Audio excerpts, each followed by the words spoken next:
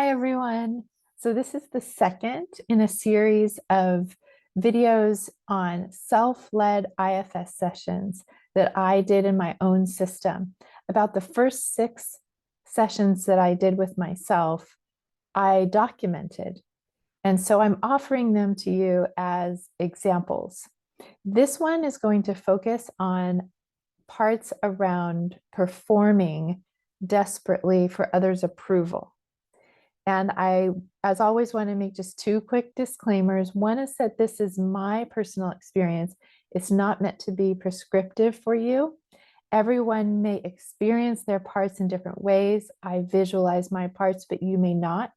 And that's okay. There's no wrong way to do this. And then the second thing is that when I start these sessions, I'm already in self. I'm already feeling very open and calm and curious toward the part. You may need to do a step before this by just checking how you feel toward whatever part you're trying to go toward. And if you notice that you feel frustrated with the part, judgmental, afraid of it, numb to it, that's just indication that you're blended with another part. So you can ask those parts to give you space and see if you can feel curious. And if they can't, that's okay. You can make one of them your target part. Okay. So in this self-led session, I am unburdening a performer. I meet 3 parts: Maude, Sebastian, and Chrissy. So this is what I documented. I notice a regular compulsion to perform for the approval of others. This leaves me exhausted and dependent on others' praise and destroyed by their criticism. I decide to connect to self and then ask my performer part to show itself to me. So sometimes I will go toward a part because it's already alive in me and I notice it and I go toward it. Other times, like in this case, I've noticed a pattern in my life. I've noticed a repeated compulsion to perform, like a desperation. I have to receive the approval of others or else. And so, because of that, Dick Schwartz will call this a trailhead. Now I'm going toward it and I'm just asking that the part that does the performing will show itself to me. So I close my eyes and I breathe deeply and I just wait patiently for the performer to appear. And eventually I see a pageant girl dancing on a stage. She's made up like a doll with a frilly blue dress. She has blonde ringlets, heavy makeup, and a tiara. And there's a spotlight on the girl. People are cheering and throwing flowers at her. So, as the self, I just walk up on the stage directly to the girl and I say, "What is your name? How old are you?" And the dancing girl says, "My name is Maude," which in that moment I remember surprised me. I've never really heard that name but once before. So she says her name is Maude and she says, "I am 12 years old."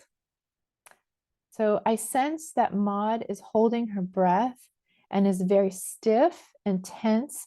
And I sense a lot of fear in her. So this is one of the first steps that I do when I'm going toward a part, is to just observe it, just to take in the part's energy. Now, if you see your parts, you might see their posture or see certain aspects to them. But if you don't see your parts, that's fine. The thing you're really trying to get at is, what is their energy? Is it tight? Is it frantic? Is it swirling? Is it airy? Is it numb? Is it sullen? Right? So you're just getting an idea for their energy. You might listen for what they say or what they do or what impulse they give you, right? It's just observing what's there and what's true. So since I sense this like real tension and fear in her, I say, "Maude, what are you afraid of?" And Maude responds, And again, this just coming from the part, it feels like another person talking to me. She says, if I stop performing, the floor will cave in and swallow me. I can't stop or I'll die. I'm tired. I hate this. I want to relax, but if I do, I will be swallowed up. I will not exist. So I sense her intensity and the fact that she truly believes that she cannot stop this. And I just follow my curiosity. So as the self, I ask her, why won't you exist? And she says, I only exist if others see me and tell me they see me. I only survive if other people judge me as good. And I feel such compassion toward this. And I express that to her. And then I say, I'm curious, Maude, are you performing to protect another part? And I genuinely am not sure, because I'm not sure if she's an exile or a protector. I actually think she's kind of both, but she immediately and emphatically says yes, she is protecting someone else. So I ask her, how old is the part you're protecting? Because she's told me she's 12, and she immediately says 3. And so I ask her, how does the 3-year-old feel? And she says, she's abandoned, alone, she's scared, she's in pain, she's panicked, and she feels very ashamed. And I say, oh, wow, that's a lot. Thank you for protecting her. I can see why you would protect her. And I ask her, is it okay if I go to the 3-year-old to comfort her and give her help? And so Maude, seeing that myself appreciated her and validated her desire to protect, says, yes, yes, go ahead. So I immediately am transported into my childhood bedroom, and I see a little girl, my 3-year-old self, who's lying on the floor, and a stranger who's a babysitter and is a boy is leaning over her, and changing her cloth diaper, but he's getting the diaper pin and repeatedly sticking her in her skin with the diaper pin, and the little girl is screaming. And I immediately recognize that this is actually the first memory that I am aware of. But before I, as the self, can do anything, I'm just taking in the scene. Suddenly, a young boy comes into the frame, into the scene, just comes running up to the babysitter and just punches him in the face. And the babysitter kind of goes flying out of the scene. And I remember this was super surprising to me. I was not expecting it at all. But now there's this new boy in the scene that has punched out the babysitter. And so I turn toward him and address him, and I say, wow, you're so angry. Because I can see, I mean, he's pent up, his face is red. And I tell him, or ask him, why are you so angry? And the boy says, why is he even here? Referring to the babysitter. How could her mom even let her be alone with a stranger?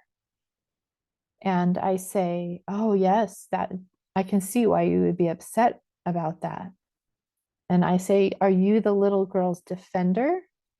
And he nods. And I say, thank you so much for protecting her. And he then begins to relax.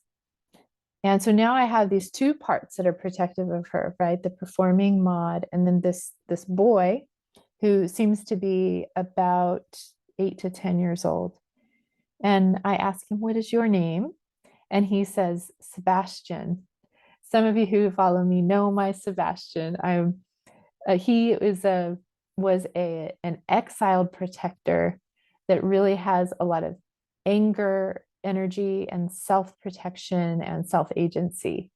And he plays a big part in a lot of my work. You'll see him come in later too.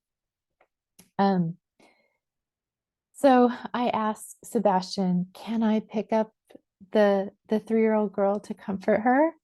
And then I ask him, does she have a name? Do you know her name? Since he's a protector of her. And he says, yes, you can pick her up. Her name is Chrissy. So I go over to the crying girl and I pick her up, and she seems very receptive to me. So I hold her close and I just kind of help her co-regulate by breathing with her. And after a while, she becomes calmer. And then I speak to her and I say, I see that you're still wearing diapers, but I know that you desperately want to be able to go to the bathroom and the potty and to not wear diapers anymore. I say, is that true? And she's just nodding, nodding, and nodding. So I say, okay, I will get you a porta potty and I will stay with you and you can sit on it until you can go to the bathroom. I'll teach you how. And she seems very happy about this. And so in this step, I'm kind of reparenting and redoing because I sense that she has a lot of shame. She feels incompetent. She feels so much shame that she's still wearing diapers at age 3. And so she believes that she deserved this punishment of being this like torture of being stuck with the pin because there's something shameful about her because she's not potty trained yet. So we go to the potty and she sits on the potty and I just stay with her. She's playing with stuffed animals until she can go to the bathroom. And I tell her there's no rush, there's no pressure. And I tell her, someday maybe I can bring you this new invention called pull-ups from the future that you can use. And she seems curious about what that is. And so I say, would you like to come into the future, into the present with me away from this scene? And she seems like she wants to do that. So I bring her into the present and I ask Sebastian, would you like to come with us? He says, yes. So we come into the present and I ask Chrissy, what is it that represents your burdens to you? The fear, the shame, the feeling of incompetence, and that you deserve punishment. And she says that it's the cloth diaper and the diaper pin. So I ask her, we can get rid of this. How would you like to destroy this burden? We can use water, fire, wind, earth, or metal. And she says she wants to flush it down the toilet. So we kind of ceremoniously put the cloth diaper in the pin and flush it down the toilet. And then Chrissy and Sebastian and I dance around the toilet and in celebration until Chrissy gets tired and wants to take a nap. And then she kind of falls asleep on me. And then eventually, as the self, I go back to the pageant girl, Maude, and I ask her, did you see that Chrissy was able to go to the bathroom and the potty? Did you see Sebastian and how loyally he took care of her? And the pageant girl then collapses on the stage. She's exhausted. So up until that point, it was almost like she was like frantically tap dancing, right? Like she was just performing, and she couldn't stop. So she stops and she collapses on the stage. And I say, what would you like to do now, Maude? And she says, can you please turn off the spotlight? So I kind of yell up because we're in a theater kind of setting. Can someone please turn off the spotlight? And then the spotlight goes off and it's dark. And she says, I want to destroy the stage with a wrecking ball. So this is actually, she's a protector. She's also young. And she is expressing to me that she also wants an unburdening ritual. So that's what we're doing. We're turning off the spotlight. We're destroying the stage. And she also says she wants to burn her dress and her tiara in a fire. So we do that. And then I just keep asking, is there anything else? Is there anything else? And she says that she wants to burn books. Now, I just want to say I'm not a book burner, but this was really fascinating. She said that she wanted to burn books because academics was the biggest way that she learned how to perform.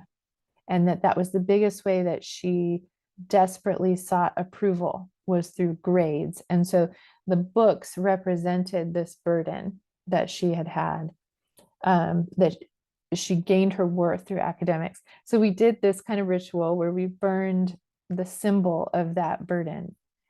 I said, that makes sense to me. And so we did that. And I asked her what she would like to wear now, or what she would like to do now that she didn't have to protect Chrissy. And she said, I would rather wear sporty clothes. I want to play sports, spend time in nature, go on picnics, read fiction books, sew, ride my bike, have friends over, go to the movies, and play games. And again, this is really interesting with these parts. It really feels like I'm just receiving. So in those incidents, they're telling me and I'm writing, yes, and okay. And it's always fascinating to me when I ask this question, because my parts particularly will go on and on. I'd like to do this and I'd like to do that. It's like they're, for the first time, they're allowed to dream and to hope, and coming back to their natural fascination, their natural curiosity. They don't have to do this thing anymore. They don't have to perform to save their life. Now they can just be a regular child, right? And play games and go to the movies and have picnics. So it's a very endearing kind of thing when they feel free enough to do that. So after this session, I spent several days with all three of them. They're all children, right? With little Chrissy, who's 3, Sebastian, he'll come in other sessions, and also with Maude. I did some more work with Maude at a later time, that she showed me some other things, that especially this burden of feeling invisible. She let me know that she didn't feel like she even existed unless other people reflected back to her. So she showed me a lot more. She had things she wanted me to witness and some other parts she wanted me to help. So as I checked in with these parts every day for the next 3 or 4 weeks, they sometimes would show me more. And then Chrissy also showed me more later about just feeling deserving of punishment, and her fear of punishment, and the feeling of being ashamed of herself, right? And so there was a little bit more she wanted to show me, and so we would release a little bit more at a time.